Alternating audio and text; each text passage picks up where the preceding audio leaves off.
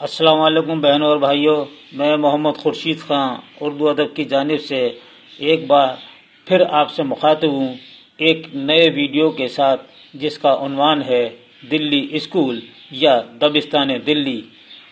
اس موضوع کو شروع کرنے سے قبل ہم اپنا نمبر آپ کو بتاتے ہیں۔ اگر آپ کو کوئی بات پوچھنی ہو تو ہمیں واٹس ایپ کر سکتے ہیں۔ نمبر ہے 8477965321۔ تو آئیے شروع کرتے ہیں۔ دلی اسکول۔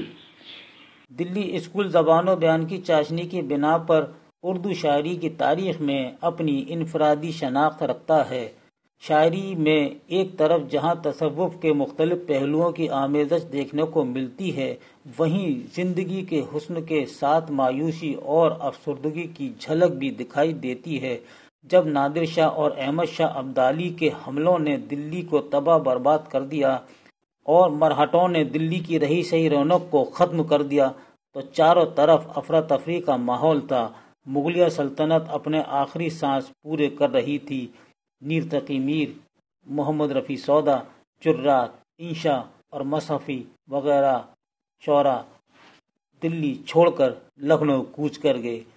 اسی بنا پر لکھنؤ اسکول وجود میں آیا اور کچھ شعراء دوسرے مقامات پر چلے گئے، لیکن غالب، مومن ذوق اور بہادر شاہ ظفر وغیرہ تمام اذیتوں کو برداشت کرتے ہوئے دلی میں اپنی شاعری کو تمام ترخوبیوں کے ساتھ زندہ رکھا۔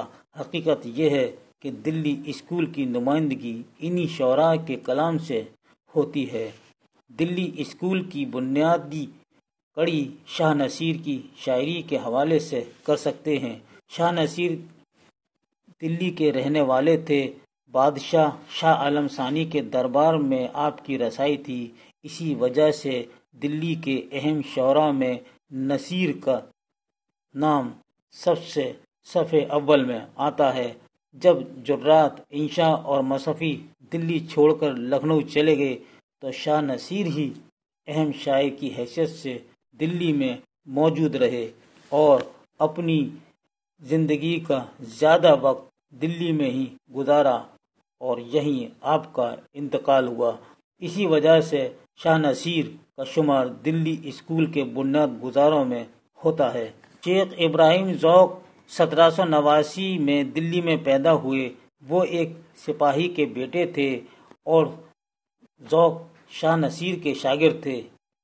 صرف 20 سال کی عمر میں ذوق نے بادشاہ کی تعریف میں ایک قصیدہ لکھا، جس کی بنا پر ذوق کو خاقانی ہند کا خطاب عطا ہوا۔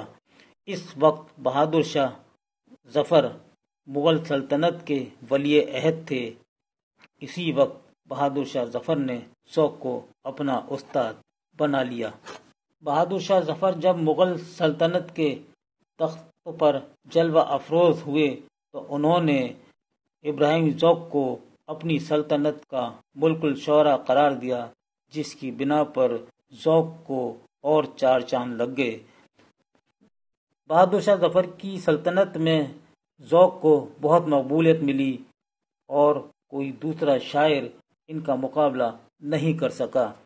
ذوق نے غزلوں کے علاوہ قصیدہ گوئی میں خاص کمال حاصل کیا۔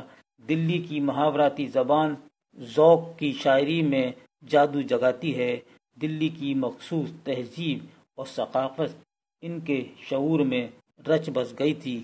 یہی وجہ ہے کہ دلی کی تباہی اور کمزور حالت ہونے کے باوجود انہوں نے دلی کو چھوڑنا اچھا نہیں سمجھا، جس کی بنا پر ان کی شاعری کا جادو سر چڑھ کر بولتا تھا۔ ذوق کے انتقال کے بعد غالب کو بہادر شاہ ظفر کا استاد بننے کا شرف حاصل ہوا۔ مغلیہ حکومت کی جانب سے غالب کو نجم الدولہ، دبیر الملک اور نظام جنگ کے خطابات سے سرفراز کیا گیا۔ غالب نے مغلیہ سلطنت کی تاریخ فارسی میں لکھی تھی، جو خود ان کی زندگی میں مہر نیمروز کے نام سے شائع ہوئی۔ محمد حسین آزاد ذوق کے شاگرد تھے۔ اسی دور میں انہوں نے آب حیات لکھی۔ بہادر شاہ ظفر ایک قادر الکلام شاعر تھے۔ ان کے کلام کے 4 کلیات ہیں۔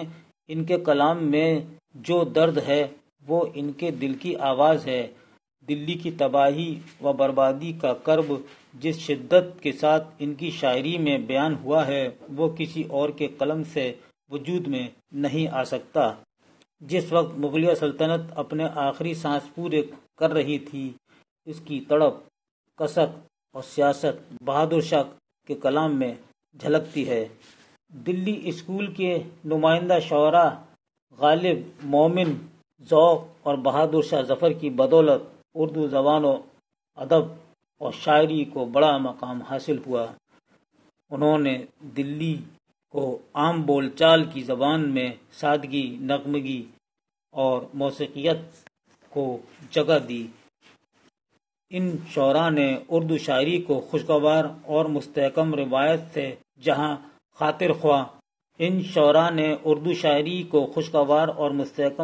سے جہاں خاطر خواہ اضافہ کیا، وہیں اپنی سطح پر جدت اور انفرادیت کی سطح بھی برقرار رکھنے کی کوشش کی۔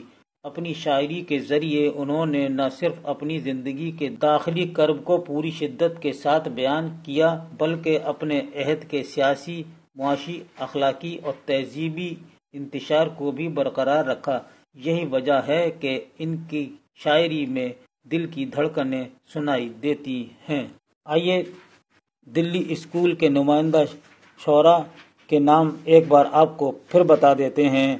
شاہ نصیر، ابراہیم ذوق، بہادر شاہ ظفر، میر سوز، میر تقی میر غالب، محمد رفیع سودا، شیفتہ، مومن خاں مومن، میر درد، داغ، محمد حسین آزاد وغیرہ وغیرہ نے دلی اسکول کو بہت فروغ دیا۔ تو بھائیوں اور بہنوں، یہ تھا ہمارا آج کا موضوع دلی اسکول۔ امید ہے یہ آپ کو بہت پسند آئے گا اور اپنی قیمتی رائے سے ضرور نوازیے۔ اس کے ساتھ ہی مجھے اجازت دیجیے۔ اللہ حافظ۔